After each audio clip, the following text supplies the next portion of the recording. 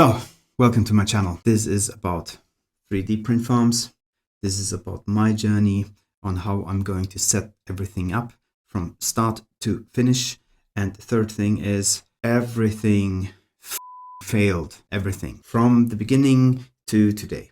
And I'm gonna let you in on that little story of mine. Let's start from the very beginning. A couple of months ago, I bought myself a printer and I completely fall in love with it. I've been printing basically non-stop, and I'm getting so accustomed to that little Bambu Lab A1 mini printer working flawlessly. I absolutely love it.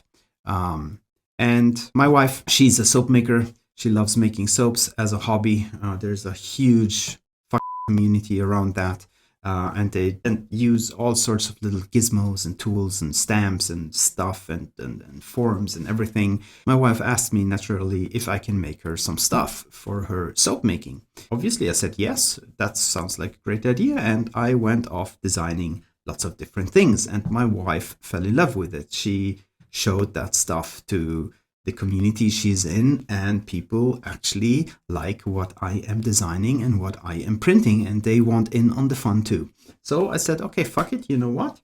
This year I'm gonna set up and I'm gonna try and create my own 3D print farm out of Germany. If you know Europe and if you know Germany, it's not that easy. It's not like in the United States. You need all sorts of licenses, and you need to get your tax and in order, and you need to speak to tax accountants and lawyers, and you need to incorporate the business, and you need to get the tax number, and you need to have like a lucid number so you're allowed to send stuff in shipping boxes and lots of different things. And there's a whole thing where you need to invest money even before trying or even thinking about selling stuff as a business. Yes, I know you could do it like the gray way and just start and then do this afterwards, but I don't want to do this the wrong way. I want to do it the right way. So this is also going to document this whole journey and this whole process. So right now I'm in the middle of incorporating my business. It's going to be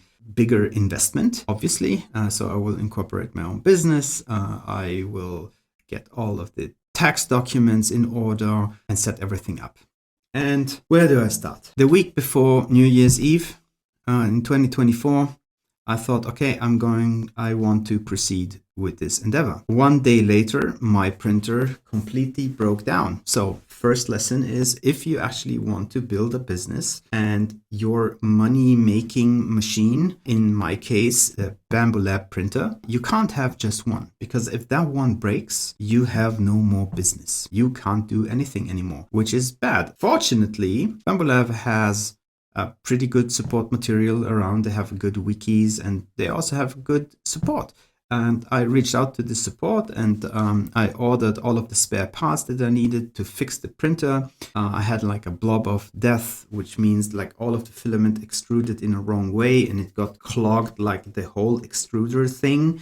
And it was just one big blob of filament, which was pretty bad. I wasn't able to get it all off, and unfortunately I broke my printer while trying to do that. So I ordered all of the parts, waited a couple of weeks, received the parts, tried to fix it, and the printer doesn't work. It doesn't recognize the temperature sensor anymore. So I reached out to Bambu Lab Support again. They sent me some stuff alongside with some videos and wiki material to set everything up appropriately. I tried to do that, still doesn't work. So I reached out again, and well, it's almost February and the printer still doesn't work. In the meantime, however, I ordered another one, because you can't just have one printer. So I ordered another one. This time it's not going to be a Bambu Lab one. I actually ordered the new Anycubic S1 combo machine, which I will be also reviewing on this channel once I get my hands on it. So stay tuned for that. You know what?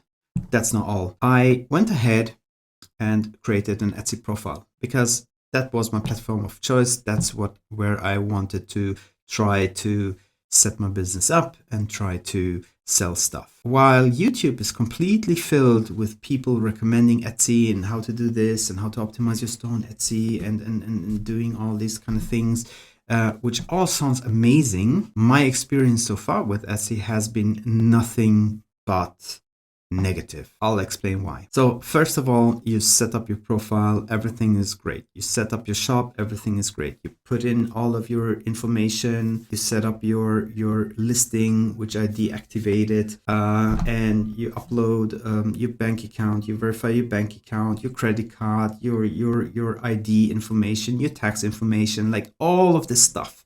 It's all there. It's all verified and it's basically ready to go, right? Wrong. A couple of days ago, out of nowhere, I wanted to buy something from Etsy and I couldn't. It didn't work. It said just simply I couldn't purchase anything. I clicked on purchase and nothing happens. And I'm like, okay, maybe this is like a browser issue. Maybe this is something, maybe my credit card is not working anymore. So I went in, tried to do all of this stuff. And while I am clicking through Etsy, I also went into my Etsy shop, right? Into the settings, and hidden within the menus, there was like a little red notice on one of the pages, and it basically says that my account is temporarily suspended. So I'm like thinking, okay, why is it temporarily suspended? This is like a brand new account, haven't purchased anything, verified everything. Everything should be basically ready to go, right? Wrong. Try to figure out what's going on, and there's just a bunch of very confusing information out there. Their help website and their FAQs don't really say anything. The stated text says that I should contact support. I'm trying to contact support, but there's basically no form. There is no email address, there is no phone number, there is nothing on how to contact support. However, there is a little button that says not file a complaint, but something like file an appeal. So I'm clicking on file an appeal and it takes me onto the website where I also have to log in with the same with my same account. And when I'm trying to file an appeal, it basically says your case can't file an appeal. So what now? I can't file an appeal. I can't talk to nobody at support. I can't email them. I can't phone them. I can't do nothing. And it's just temporarily suspended. Out of nowhere, I haven't done anything, basically. I haven't sold anything. I haven't listed anything. I haven't done anything. Now you're wondering, like, what's going on? You must have done something. Well, based off of the information that you get online is you might be suspended because you haven't listed anything. Well, duh. I mean, I need to set up the account first, right? And I need to provide all of the information and get all of the banking things verified, which obviously in Germany you can't verify it because they never send you like this verification thing to your bank account. They are supposed to send you like a 1 cent transfer to your bank account with a little statement and a number, and then you have to put in that number onto the website. Never received that. Trying to re-verify the bank account again doesn't work because you don't receive that apparently on German banking numbers. So basically, you're screwed. I have no idea how other people do this, but I will try to do this again. Another thing that really a bit weird is at home, I use lots of VPN because of my business, right? I need to log into many different countries and check different websites for differences on localities and stuff like this, right? And it also shows in my login history at Etsy. If you go into your account, there's like a little thing that says like login activity or something like that, and then basically lists all of the IP addresses and the locations from where you logged in.